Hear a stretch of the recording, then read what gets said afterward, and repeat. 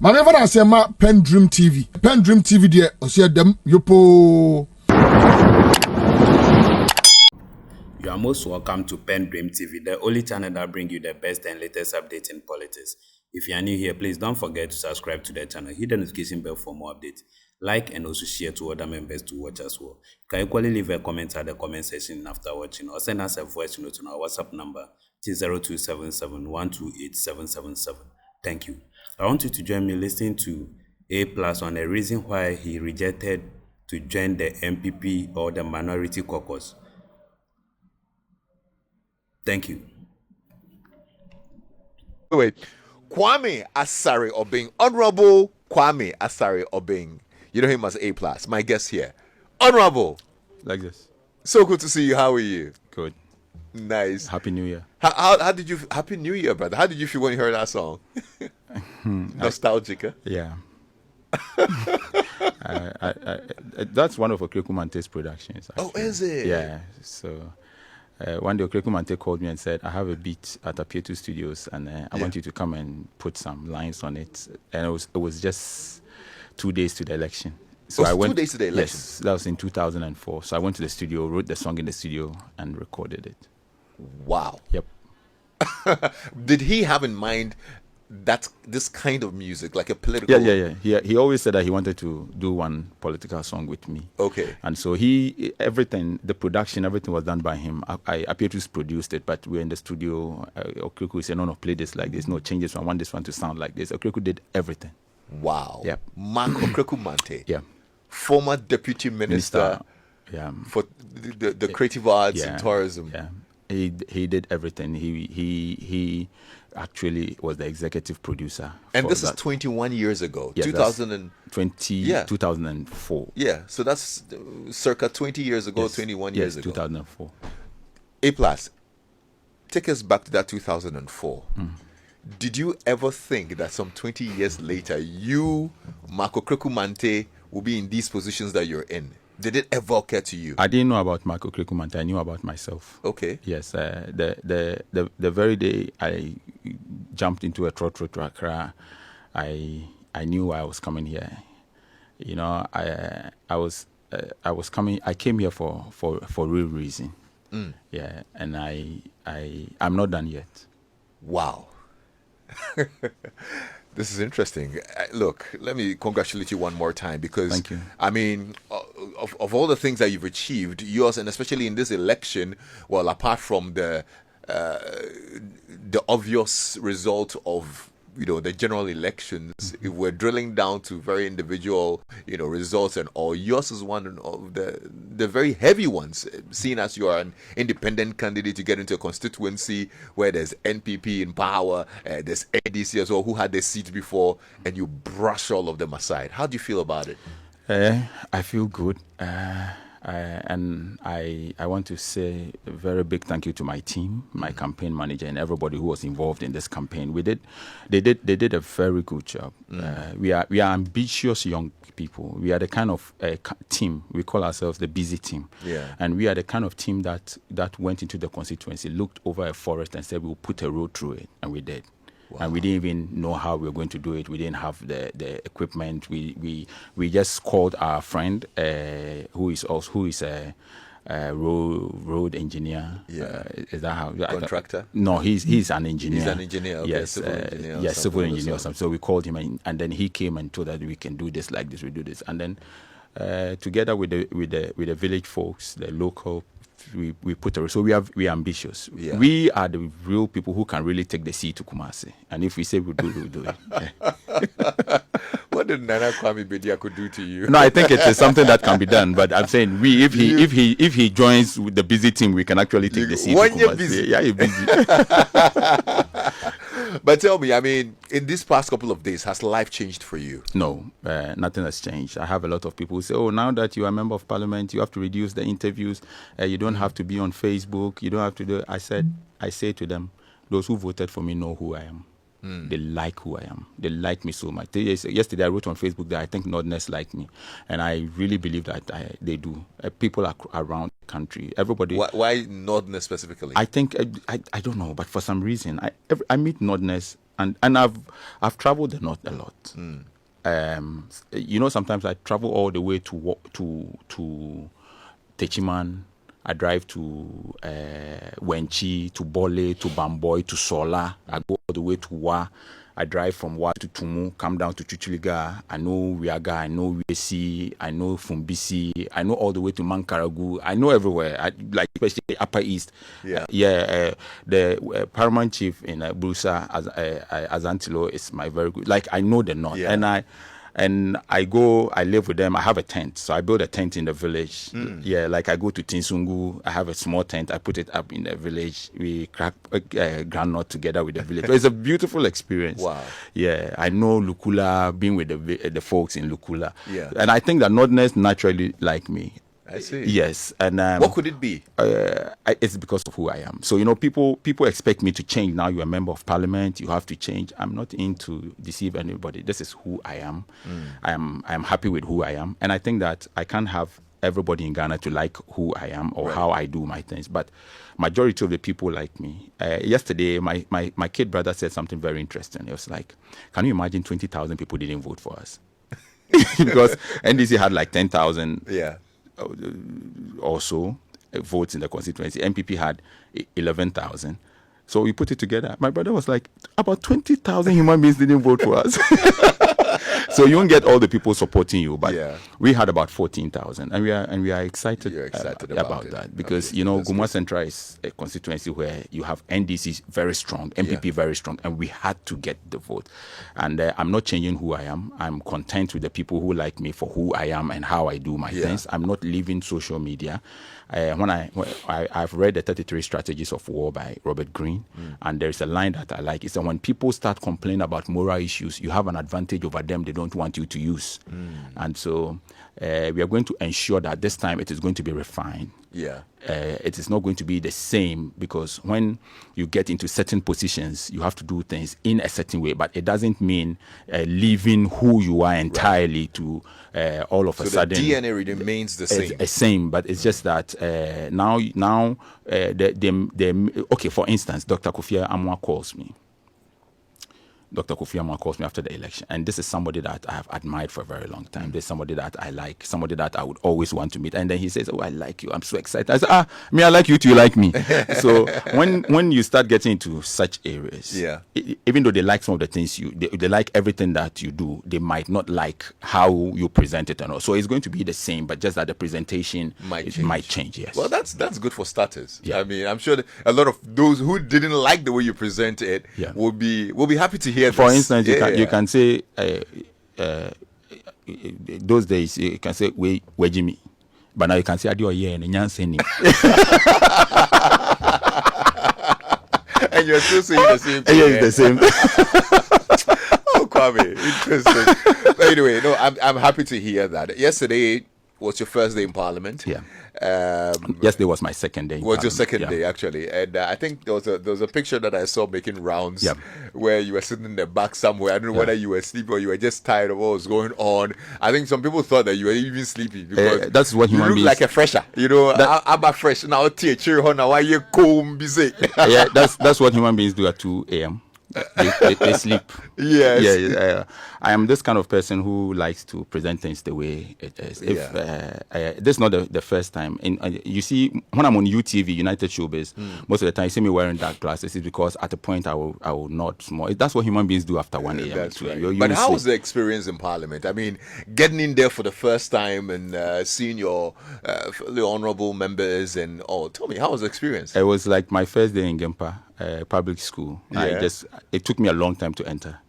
I tried, and I made friends with everybody I met before I went to class. I was just shaking hands with everybody because I was finding it difficult to enter the class. The class was full and I was late. So I mean, hey, how are you? And I started a conversation because I just didn't know how to enter. So it was like my first day. And when I went to Gimpa, I had some MPs who are my friends, and Okay. they all knew that I liked the back. Okay. Yeah, we will be at the back, The just back like secondary benches. school. But yeah, that's where we can be. That's where all the cat calls come from, So I will be at the back. So in Parliament, I went straight to the back. Everything was new, and I've learned a lot. Every day you learn. You don't change your stance entirely, but you come to understand things differently. What's the first thing that struck you? That it's a huge tax, and we have to appreciate those who have been there, especially those who have been there for years. It is not an easy tax at all.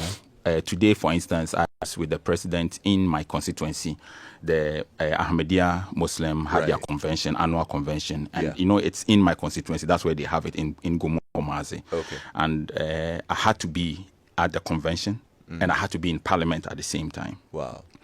And then I remember that last year, before I entered Parliament, I was complaining about MPs and why MPs wanted sirens. And I called my friend and said, "Are you?" He's a dispatch rider. I said, "Where are you?" He said, "I'm at my place." I said, "Please, I need you to take me out of this traffic and get me to the constituency now and bring me back to Parliament." Wow. So I came to understand why. And can you imagine somebody whose constituency is somewhere in, say, Paga, and you have to go there with the president and then come back to Parliament? I think that I am in a position to explain what happens and what parliamentarians go through very well to the public. Okay. Yesterday, when Parliament at 9 a.m. and we left at 9 p.m., I didn't understand.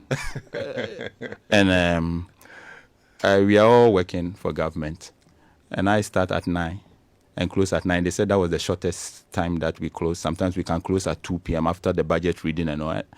And I asked them that if it's for the same salary they are giving, or when we keep long, they will add some. And you look at those who have traveled from far away places to come to Parliament, and I pity them. I see. What didn't you like about it?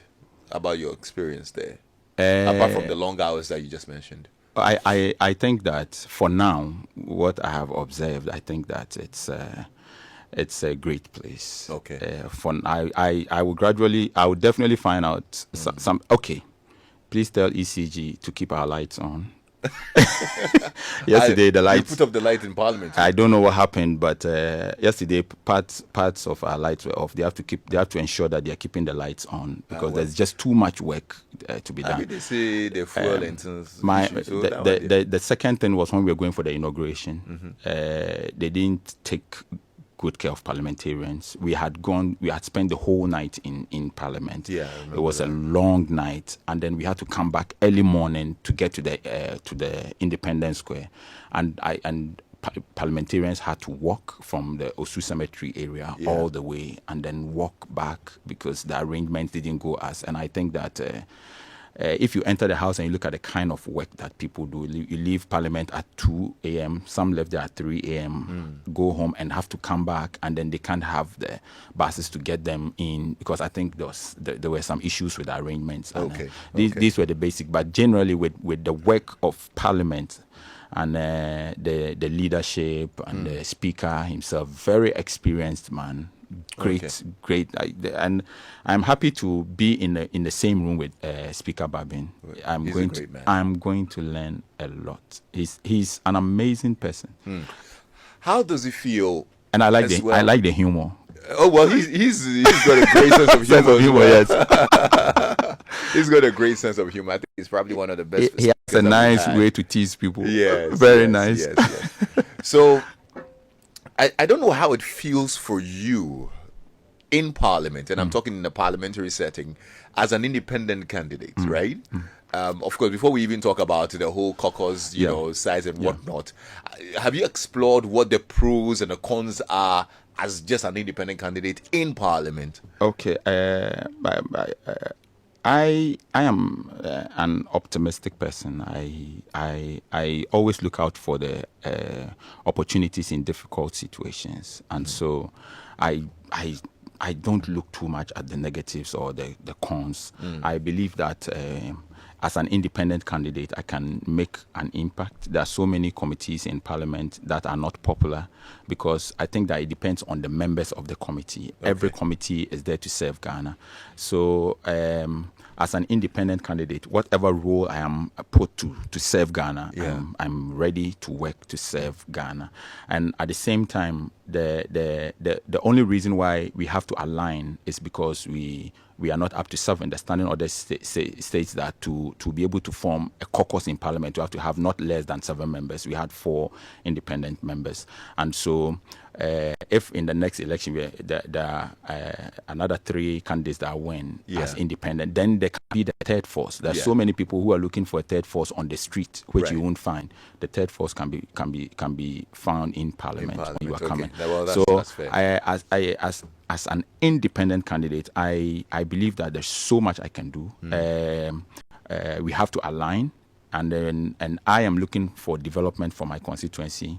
So I have decided to align with the majority, where I've been promised that whatever is going out, according to His Excellency the President, he is going to ensure that every part of this country, whether it is an NDC or NPP candidate, they're going to be everybody's going to get an equal share of the national cake. Okay, but there was so much controversy around your decision prior to you making that decision, because I think that there was news that the NPP were trying to court you to join them.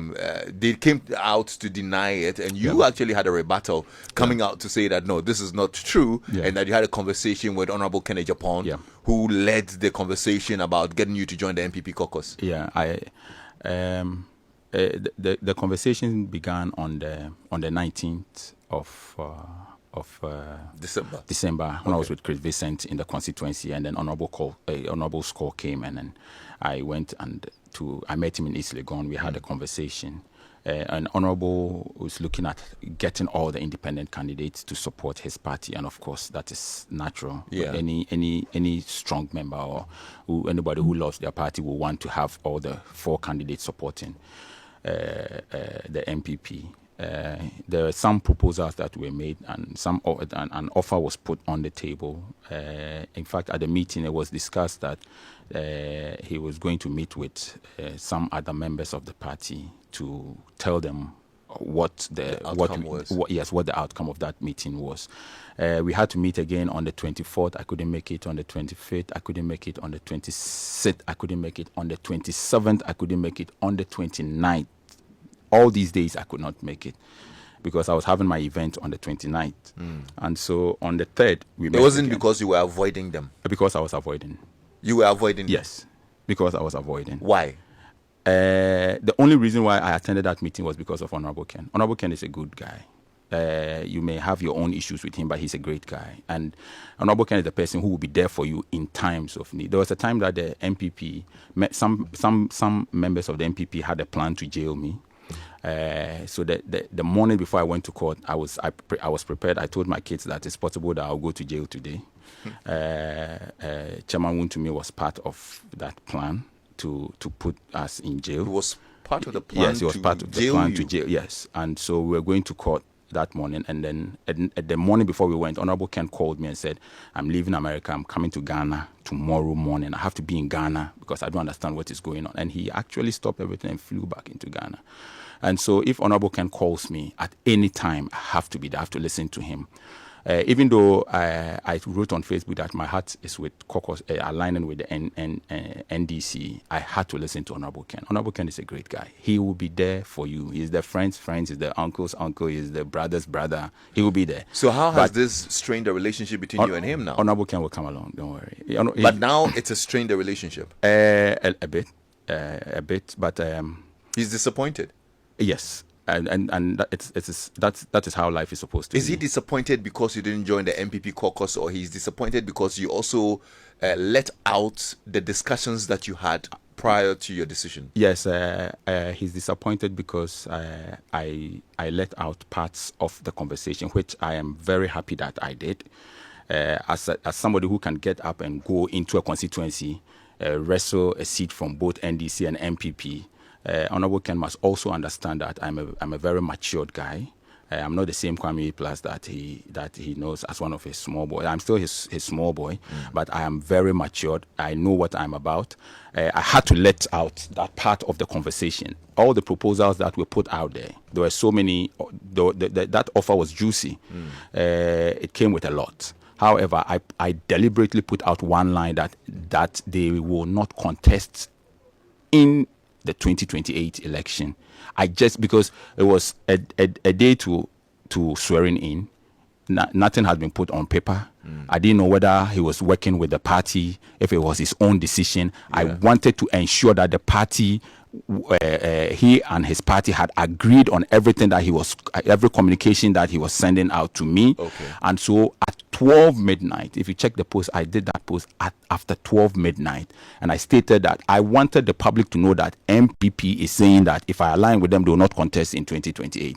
And then the next morning, they came and said, we have not sent Honorable Ken anywhere. Okay. And so I was very happy that I put that out there. So if I had not done that and I went to align with them, in 2028, they will come and say, we didn't have any arrangement with you. And I deliberately, that was a smart one. I'm very happy that I did that. You sound proud of yourself. Yeah, yes. But, I'm wondering where it all went sour, because you literally, I don't know whether it would be a fitting phrase to say you were in bed with the NPP. Yes. Many years ago. Yes. You were literally a part of it. Yeah.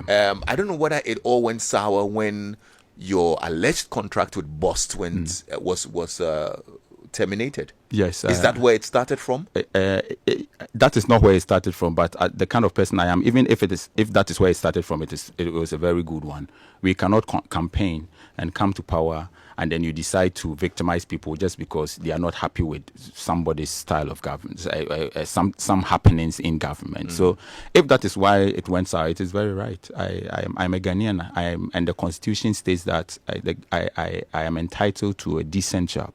So if I'm working and then there's something happening in government and I'm not happy with it, and I criticize it, and because of that you want to render me unemployed, or you want to take my livelihood, I have every right to be angry. I won't come here and say, oh no, it's not like that. No. I have to be very straightforward, and it has to be very straightforward and simple.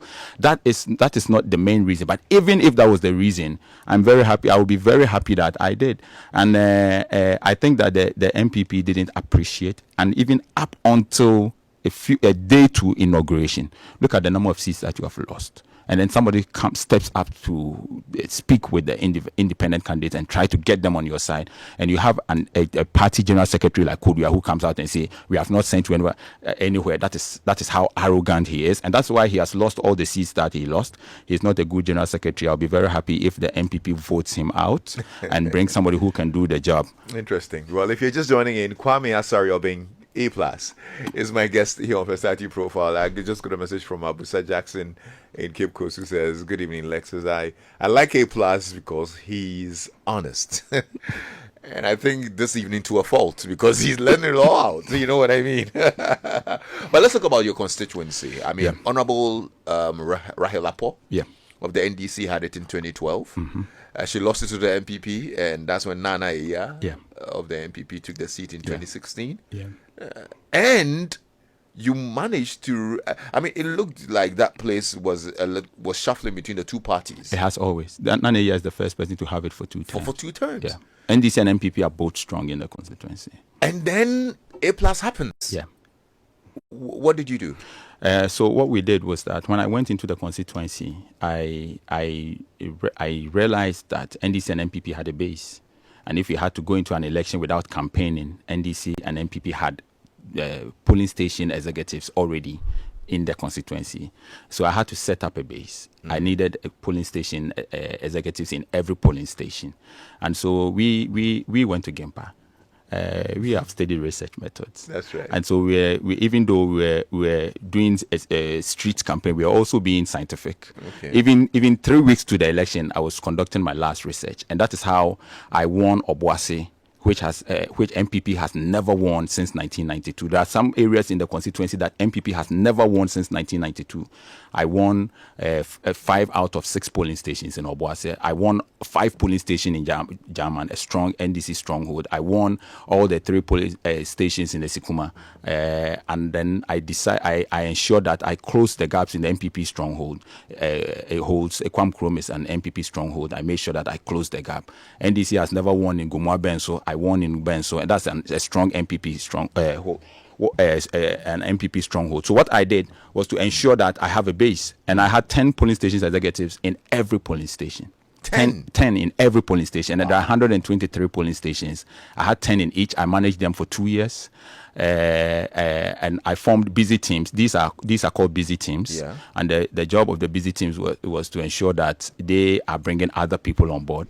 Our research showed us that we are going to lose in the Abia, Aboso Benso, Ekropon, Ekrofo. We are going to lose in Abia, and so I had to get a different team. Luis and his team, Bogadawa and all the boys, get them on board to come and take over the place. My research showed me that there is somebody in Afranse. So when we come to the town, we're looking for influential people, and we have guys who are doing the research. My research team is led by Obed San. He's from Gumwa Potin. Okay. Obed is a great guy. Great guy. Like you'll be in a convoy going to campaign somewhere, and Obed called and said, "Stop right there. Turn around. No, we can't go to this town. Turn around. Wow. Turn around. We have to go here. We are losing the election. We have to go here." Yes. So we did our research in a town like Afranse. We realized that in Afranse, if we get somebody like 225 will control all the boys. We needed chemicals. There's somebody in Afranse called chemicals. We needed Atoll, tea bread. Those are their names. Yeah. We needed pages. Interesting. We needed Aboba. These are so we were very well on the ground. When I tell people that one day I'll win an election in Ghana, I'll win a presidential election in Ghana, they think it's a joke. But everybody must know that when I came here, I was sleeping in a kiosk in Dakuma Junction. Today I'm a member of parliament. I planted the Abrofonkate at Kaneshi First Light. I used to wash cars there. I know exactly where I'm going. A man on a mission. Since you talked about research from GIMPA, I just thought that it's fitting to shout out to some of the research methods lecturers. Dr. Tano. We all went to GIMPA and studied research methods. So I met Dr. Tano one day on campus. I said, "Doc, that times you gave me C. So you had C. I didn't give you C." So let me say good evening to Dr. Augustina Akono as well, Dr. Tina. Yeah, Dr. Tina. She's also an amazing lecturer, and she helped us with the research methods. Dr. Gina Teddy, Dr. Foriwa, Dr. Piamafu, Gempa. Well, we mentioned our lecturers. Dr. Jisa. Dr. Jisa. I did say Dr. Jisa as well. I mean, lots of Dr. Daku, Professor Daku. Please stop mentioning so that because there are many. I know there are lots, but. A+, look, I've interviewed so many members of parliament, and when the conversation about the cost of election comes up, most of the time they'll tell you about how they need to facilitate delegates. So when I notice you're running as an independent candidate, so I'm thinking, then the cost of facilitating delegates will be out, so it might not be as expensive as maybe it will be for any other of the parliamentarians who are with the political party. But then you started mentioning that, you needed 10 polling executives, and you need to facilitate them for 2 years and whatnot. Really? Tell me, what were the cost centers? Yeah, it's running an election in Ghana is very expensive. But when you have people who understand what you are doing, and the people of Gomorrah Central have shown clearly that they are looking for something different. And so I had a team that really worked for me, a team that was ready to support. We saw ourselves as a family. So we were able to put our money into projects. So we did a lot of projects because the people that we were working with were not people who were money people. And so if we had to facilitate delegates to get whatever, we could put that into building water for a community, rehabilitating broken down water sources for the community and all. we were also able to put our money into IT. You know, I had an app, a coalition app. That's why I announced that I had won early. Yes. Yes. My research showed that we don't. The incumbent didn't have to beat us. More if we were able to cut her vote to less than 1,000 in Ekwam Krom, Manso and Jukwa, she had lost the election. I see. And then she beat us with only 300 votes. So when I wrote that I've won the election, we had counted Ekwam Krom, Manso and Jukwa, and she had won with only 300 votes. And I knew the election was over. Wow. And we had we spent a lot of money in developing an app. We had phones for all our agents across the constituency. We had a collation center, and immediately the votes were counted. It was entered into the app. A picture of the pink sheet was taken, and we received it in the collation center in our office in Asebu. So in about 45 to an hour after the close of polls, we had all our results up there. We were just waiting for EC. So whilst people were fighting over votes, I was on top of a car jubilating. I knew exactly. I had all my pink sheet. I had everything. I see. Yeah. Means that's a heavy investment. And I slept. And you slept? Look, we stayed awake. I was on a show. I was on UTV a week to the election, and I said, if I didn't know I was going to win the election, you think I would be here a week to election on United Showbiz? Yeah. And I told them that I would sleep, and they would wake me up and say, you have won. And of course, around 10 p.m. I went to EC. I was there for a few minutes. I left there. I went and slept. And around 5 a.m., the police and the military came and woke me up that I had to come for a declaration. Yeah. Wow. Yeah. How much did it cost you? My team is still putting some report together. We have some idea. The team is still putting a report together. So circa how much?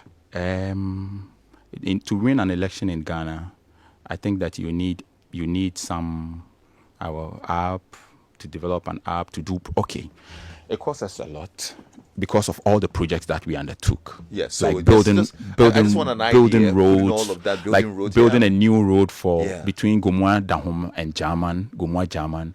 So it should cost us to build the road, to build water across it should cost us something in about 2 million cedis. 2 million. Yes, but we are happy. It's not money that we spent on giving people money, but in developing our communities. Okay. Yes, so you go there and then you can see, just after the election, we had issues with our water supply. I think some of the pumps in Konyakon were shut down, and so the people didn't have water. But because we had built or rehabilitated most of the wells and all the pumps were working in Gomwa or Boase, for instance, and they had water. So our campaign was not about spending money on people going to buy votes, but it was on developmental projects. You see, your rise through politics wouldn't come as a surprise to a lot of people, considering the fact that, when you broke out even as a musician, you were not doing regular music or mainstream music. You were doing political commentary, So where did that political inspiration come from, even as a young person? Yeah, the first day I walked into a studio to record music in Takra, the ER studio, I wanted a platform to be heard. Yeah, I wanted to be here today. And I didn't know how. I couldn't be on the morning show like Kwesi Pratt or Kweku Bakun. So I wanted a platform that I could own. Yeah. So if I went to the studio and made a song, that is my platform. Okay. And I could say whatever I wanted to say on that track. And so the inspiration has always been there. And you didn't really care about whether it was commercially viable or not? No, I didn't even care. I didn't ever make music for when I made the song that you just played. Yeah. Ogrekumante gave me 500 CDs. For Ajigon. And that's all you made from it? Yeah, that 500. I think that I bought him a phone and he didn't like the phone. He asked me to take it back to the person. So I took it and he said I should take the money. But we didn't. It wasn't something. I was not. It wasn't for the money. I see. Yeah, I was enjoying being heard and having the opportunity to also air my views, a platform to vent, to talk about social and political issues. Yeah. So as a young person, what profession then did you want to do? That was my profession, or the one I wanted to do. or the one I was doing? The one you wanted to do as a young person, your dream. Growing up, I didn't have the opportunity to have a profession. My mother wanted me to be one person. My father wanted me to be one person, and we were always fighting. So me and Kasadi, I didn't want to be anybody. my mother wants me to be a doctor. My father wants me to be a whatever. So I actually wanted to be head. I wanted to be, let's say, a media in the media. Yeah. I wanted to be a social commentator. But one thing that I'm happy, and I think that God brings us here for a purpose. Growing up, one thing that I always wanted to do, and when I look at all the projects that I've done with TPP and all the people that we have given emergency healthcare, people that we have supported to raise millions of cedis for one surgery, when I was growing up, at the age of, say, 12, 15, I went to Winneba, University of Education, and asked somebody to design a letterhead for me. And I wanted to write sponsorship letters to get support to take care of kids. So I went to the community health nurse training center or something in Winneba. And I told them that I wanted some of the nurses to accompany me to the villages to take care of kids with SARS, and then we take care of kids who had malaria and all. So from that age, I just wanted to be out there and helping people. And then I grew up to find myself taking kids to Kolebu for holding heart surgeries and all. So it has always been like that. Wow. Interesting. Yeah. And you talked about how you came to Accra with a trotro. You were sleeping at Kanishi First Light. Yes, Limbasta knows me very well. I used to sleep in his studio. So I had opportunity to do my LLB, my law degree in various universities, but I chose CAF. And I chose CAF because when I came to Accra, I was sleeping in a kiosk close to CAF. So the day Dr. Prince Ama, who is the former MP for Kwesimintim, told me about CAF University, I drove through Kokompe. And then when I got to the traffic light, I remembered how we used to stand on top of Slimbuster Studio and count cars. Those days, some of them were the big artists. So when they come, and we used to sleep in the voice room. So when they come and they have to record, we have to come and stand on the veranda and count cars. Okay, 10 from here, 5 from here. That's what you do to keep you awake. And so when I got to the Dakuman, that fuel station, is it Total? I'm not sure. Yeah, Dakuma, that fuel station at Dakuma. When I got there and I looked across the road, I remember that I used to sleep in a shop here. And CAF University is where EcoBank is. And I decided that I came here, slept in the shop here, and I'm going to study law in this same area. And that's why I chose CAF. Wow. Yeah, that's where TikTok used to pick me from every evening. And then we would have to walk all the way to Nana King's studio in Dansuman. Yeah. So being in CAF was like, it was personal, it was emotional. Yeah. And I go to class and I'm always sitting quietly because it means a lot to me. It means a lot to you. Look, I wish we could have this conversation over and over again, and we could have this conversation for like 2 more hours, but unfortunately, we run out of time, and Bile is going to take over the radio very shortly. Who is that? Mr. Paul Anchor, the one and only Bile. I just pulling his leg. Our very own Bile. But before we wrap up, there's just one more question I'd want to find out. What's the biggest lesson life has taught you? We have to be truthful. We have to be honest. We have to speak our minds, but we have to be humble. Now, let me say this. Yesterday, I was at the presidential dinner, and I saw a man who has been vilified by everybody, who has gone through a lot for 8 years, and he accepts everybody. He's not angry.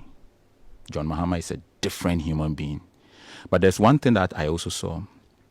The NDC people I knew 8 years ago, very powerful, very beautiful, very handsome.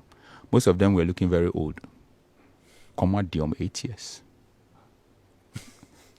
Come on, Diom.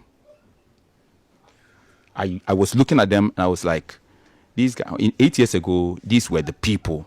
8 years on, you can tell that some of them, you see, they've gone through it. And what does it tell you? Today you are here, tomorrow you are not there. Some few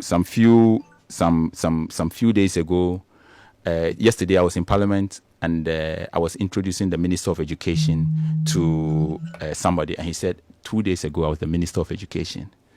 2 days on, I'm just a member of Parliament. And so power is transient. We don't have to.